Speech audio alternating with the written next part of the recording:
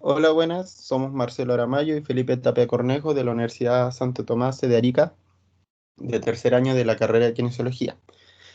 Les vamos a hablar en qué consiste el test de marcha de 6 minutos.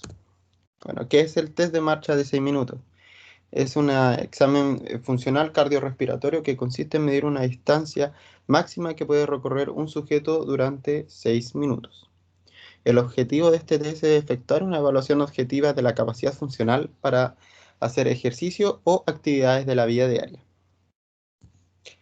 Las indicaciones de este test son intervenciones médicas en pacientes con enfermedad cardíaca o pulmonar de grado moderado a avanzado y también se efectúa en personas mayores de 60 años a más para analizar su capacidad funcional.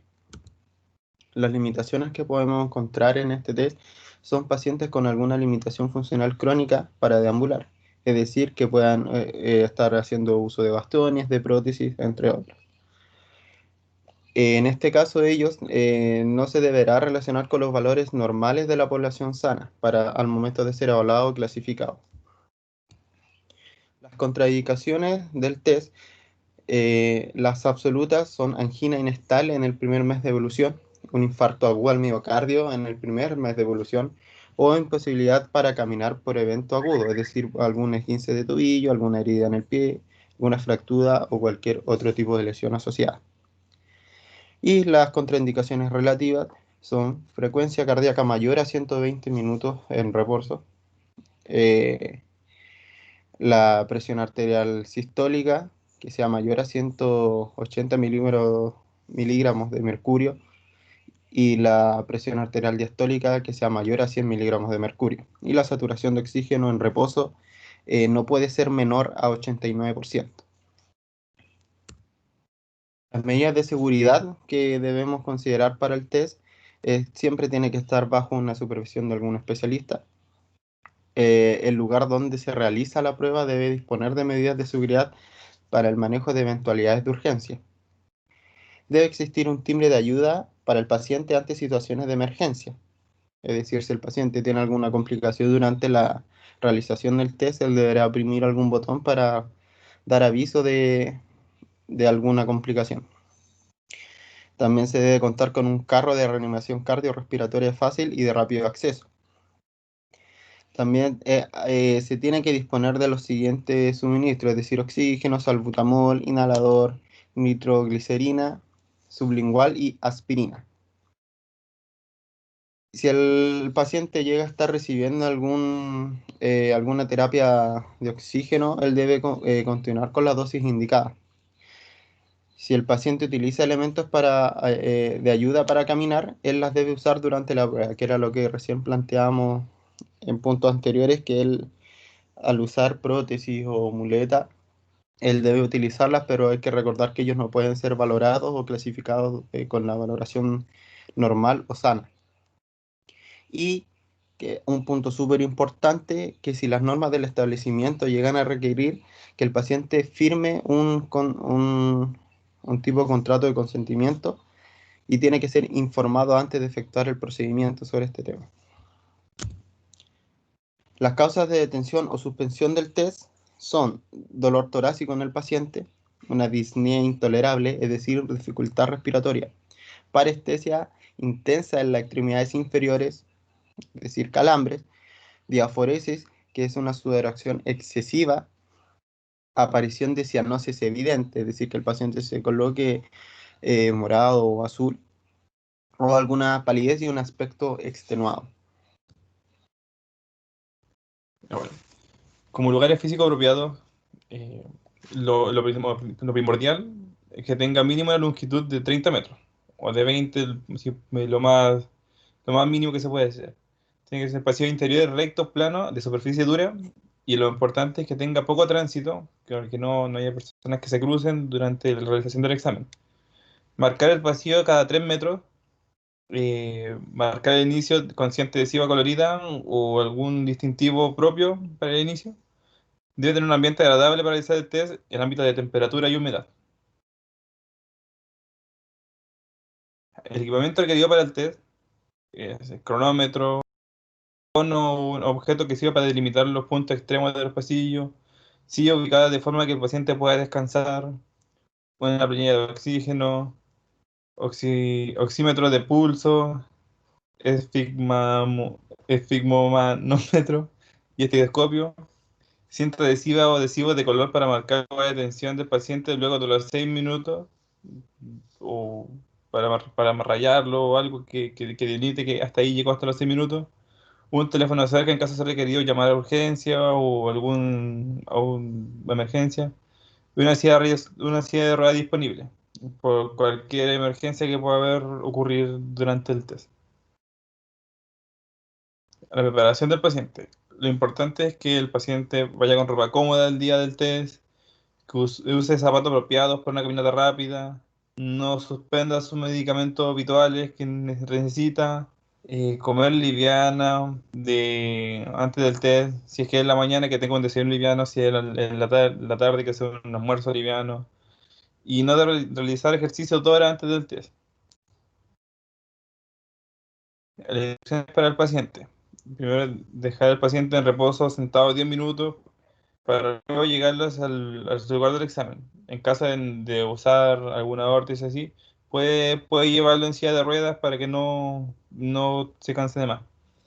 Anotar los datos del paciente en la hoja de registro, para después agregar la variable registrada, que son presión arterial, la saturación de oxígeno, frecuencia respiratoria y pulso. Realizar cuestionarios para verificar que no existen contraindicaciones, como las que dijo mi compañero anteriormente. Explicar brevemente la maniobra que debe realizar y qué uno medirá durante el examen. Demostrar cómo debe dar la vuelta al cono al paciente.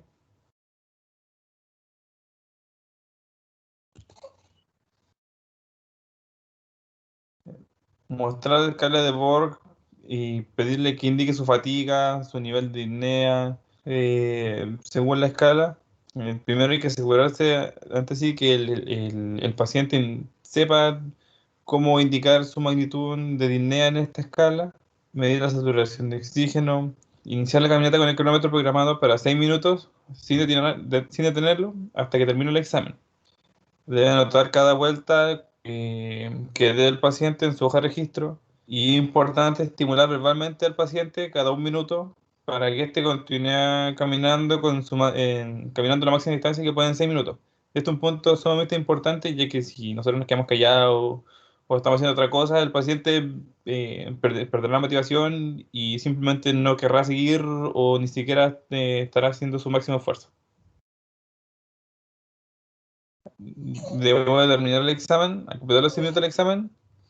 eh, bueno, una forma de terminar el examen es cuando el paciente termina 6 minutos. Y si es que no ha terminado, una de las cosas de las que debe terminar es que el paciente no puede continuar, o si nosotros no estimamos que ya no puede continuar por lo descrito anteriormente, como dijo un compañero, que ya son cosas que ya debe terminar, por así decirlo. Luego de que nosotros lo paramos o él terminó, de inmediato debemos de medir la saturación de oxígeno, la frecuencia cardíaca, respiratoria y anotarlo todo esto.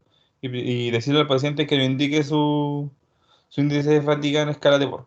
Eso es importante porque así vamos a tener un registro de cómo fue, de cómo estaba, por así decirlo, de manera fisiológica, apenas terminó el examen.